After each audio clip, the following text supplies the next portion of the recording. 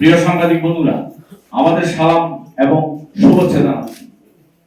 আমরা আজ দেশের রাজনৈতিক পরিস্থিতি ও আসন্ন নির্বাচন সম্পর্কে আমাদের দলীয় অবস্থান তুলে ধরতে এখানে উপস্থিত হয়েছি। 24 সালের রক্তাক্ত গণ অভ্যুত্থানের পর রাষ্ট্রের প্রাতিষ্ঠানিক কাঠামোর দুর্বলতার সুযোগে সমাজে একের পর এক অনাকাঙ্ক্ষিত সহিংস ঘটনা ঘটছে। শরীফ ওসমান হাদির হত্যাকাণ্ড এবং প্রথম আলো, ডেইলি স্টার, ছায়ানট, উদ্দেশ্যী ভবনে অগ্নিসংযোগ, প্রতিবাদী সম্পাদক নুরুল গরিবকে হেনস্থা করা সহ ঘটনায় জাতি স্তব্ধ করেছে এবং বাংলাদেশের ক্রমবর্ধমান অস্থিতিশীলতার স্পষ্ট চিত্র তুলে ধরছে।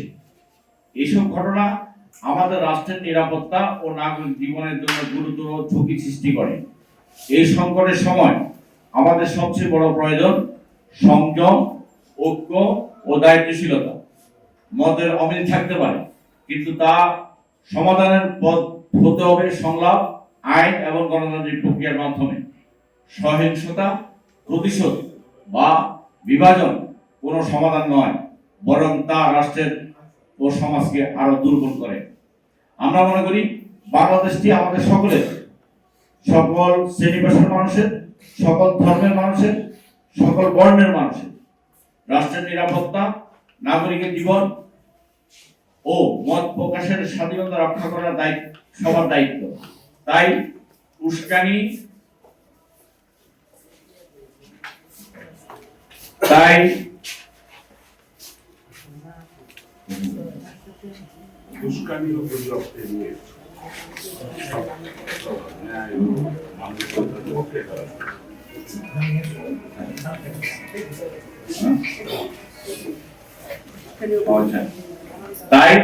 ও গুজব এড়িয়ে সত্য, ন্যায় ও মানবিকতার পক্ষে দাঁড়াতে হবে।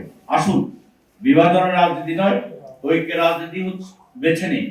জাতীয় সমাজতান্ত্রিক দল জেএসডি দীর্ঘকাল ধরে স্বৈরতান্ত্রিক রাষ্ট্র কাঠামোর মৌলিক সংস্কার এবং একটি প্রকৃত গণতান্ত্রিক ব্যবস্থায় উত্তরণের লক্ষ্যে ধারাবাহিকভাবে আন্দোলন করে আসছে। আমাদের সুদৃঢ় বিশ্বাস, বাংলাদেশ বর্তমান সংকটময় রাজনৈতিক বাস্তবতা থেকে উত্তরণের জন্য বৃহত্তর জাতীয় ঐক্য গড়ে তোলাই একমাত্র কার্যকর ও টেকসই পথ। এখন যে লাইনটি পড়ছে একটু গুরুত্বপূর্ণ, আপনার কৌতূহল থাকতে পারে।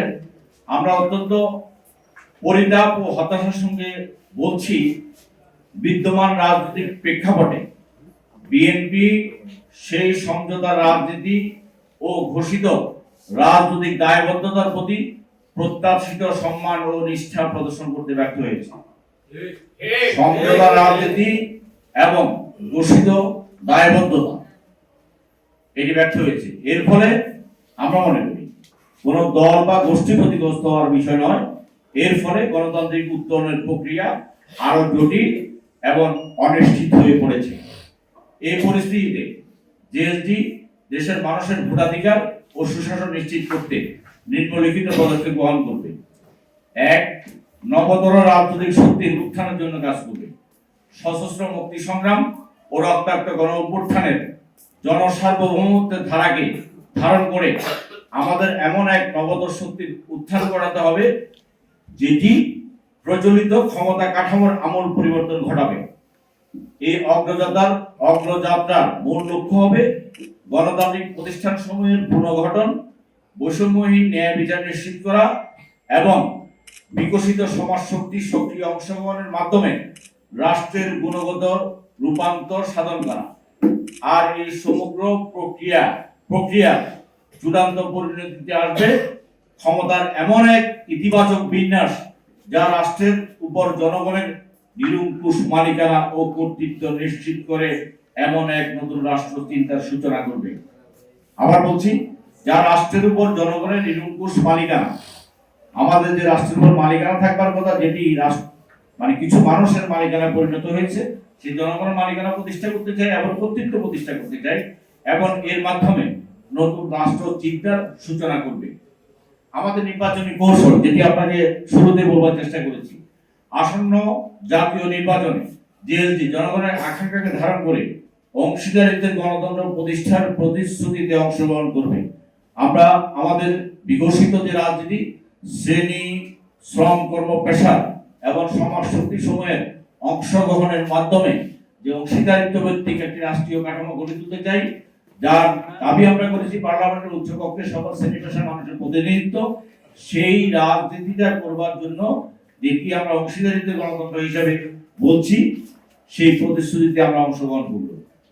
পরিস্থিতি বিবেচনায় দলগতভাবে অর্থাৎ এককভাবে আমরা নির্বাচনে অংশগ্রহণ করব এবং সম্ভব হলে রাষ্ট্র সংস্কার এবং রাষ্ট্র রূপান্তরের শক্তিগুলোকে নিয়ে রাজনৈতিক মেরুকরণের মাধ্যমে নির্বাচনে প্রতিদ্বন্দ্বিতা করব।